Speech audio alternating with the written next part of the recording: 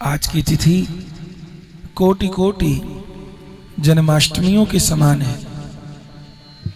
आप कहेंगे कैसे?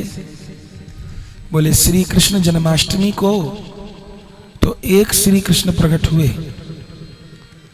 लेकिन रास पूर्णिमा को तो करोड़ों कृष्ण प्रकट हुए। करोड़ों गोपियों के लिए करोड़ों ठाकुर जी प्रकट हुए। तो आज तो कोटि कोटि जन्माष्टमी हो गई। और जन्माष्टमी की रात्रि ब्रह्म रात्रि के समान नहीं हुई। वैष्णवों की 4 रात्रि जागने की हैं, हम लगातार बोलते हैं और वैष्णव पालन भी करते हैं। अपने यहाँ चारों रात्रि का पालन होता है। साल में 4 रात्रि जागरण करना चाहिए, जिस 4 में से 3 रात्रि इसी महीने आ जाती है। 30 दिन के भीतर 3 आ जाती हैं और केवल एक जन्माष्टमी की रात्रि अलग होती है। तो एक जन्माष्टमी की रात्रि और 3 रात्रि इसी महीने में। दीपावली की रात्रि और 15 दिन बाद आ जाएंगे। उस दिन भी जागरण।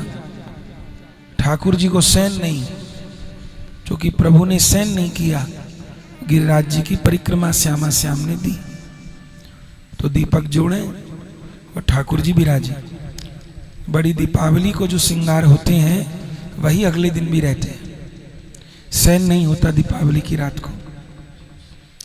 दूसरे दीपावली के बाद जो देव प्रबोधनी आएंगी, दीपावली को हटरी में विराजते हैं ठाकुर जी, और देव प्रबोधनी जो आएंगी उस दिन मंडप में विराजेंगे। गन्ने का मंडप बनावे, हल्दी से चौक पूरे, चौकी पे प्रिया प्रीतम तुलसी शालिग्राम गठजोड़ के साथ विराजमान हो, अखंड दीपक जुड़ा रहे।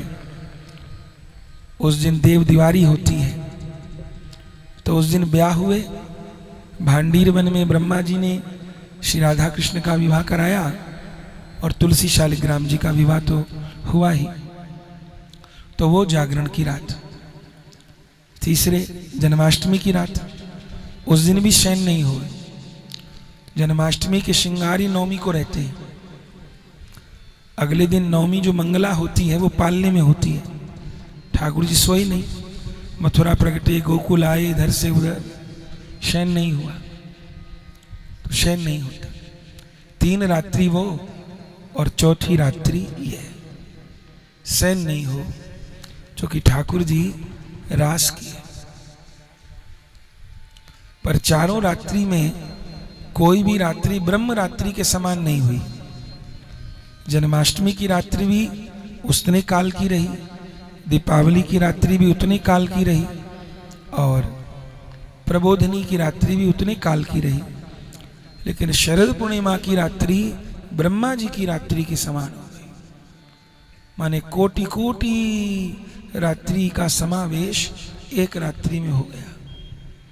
तो ऐसी महिमावन यह शरद पूर्णिमा की रात्रि है।